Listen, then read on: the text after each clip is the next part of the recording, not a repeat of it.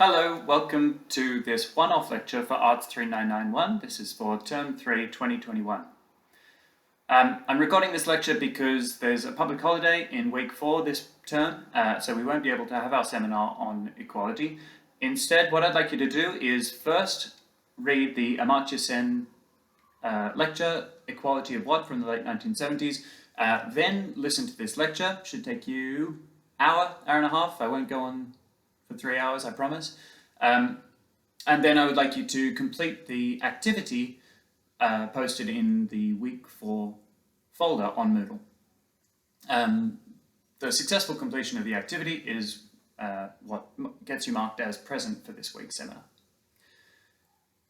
Okay, so this week we are talking about equality, or rather we could say we're talking about inequality, because inequality is on the political and academic agenda today in a newly energized way.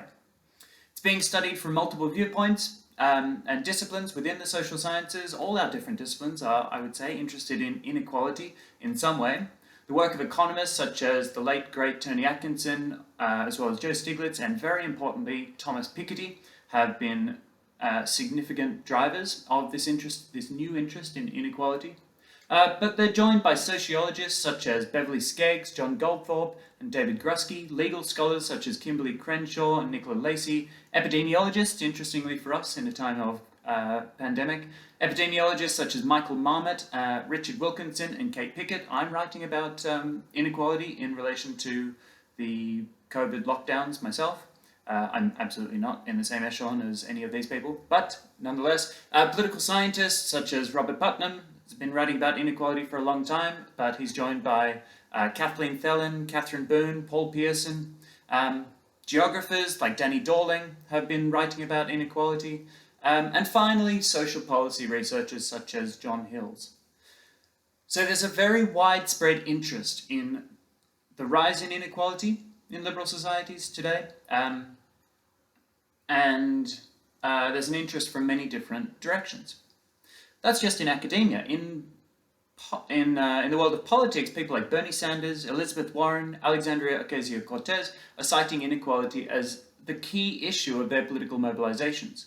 And world economic leaders meeting in places like Davos and international bureaucrats in places like the IMF and World Bank are listing inequality as a key issue being faced within countries and globally. That actually extends to our own Reserve Bank here in Australia.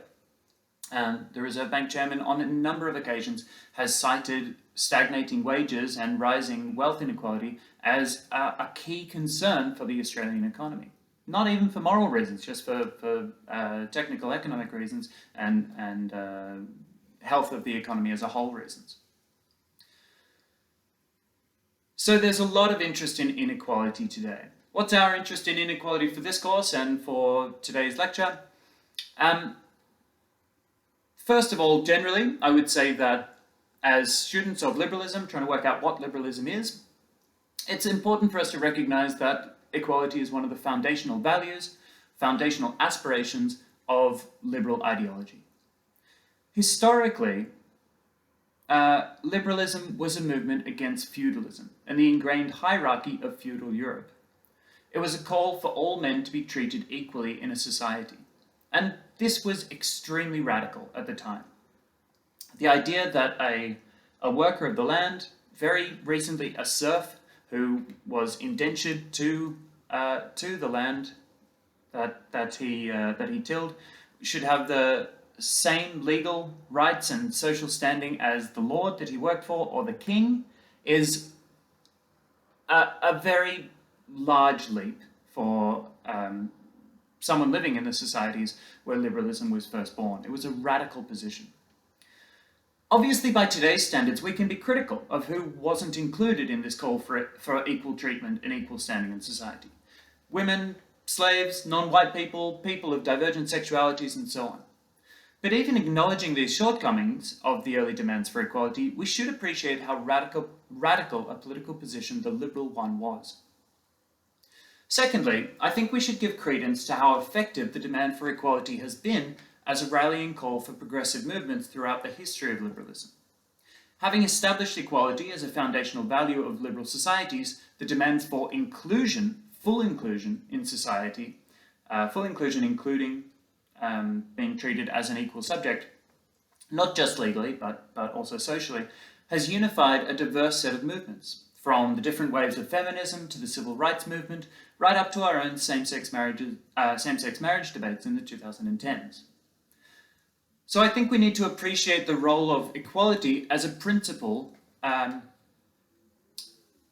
an important organizing principle in liberal societies, and in the history and development of liberal societies. However, two big issues arise for me, and which I want to focus my comments on today. The first is trying to determine exactly what liberalism is in the business of promoting in terms of equality between all people. Do we mean equality of outcome? Do we mean equality of opportunity? Do we mean something else?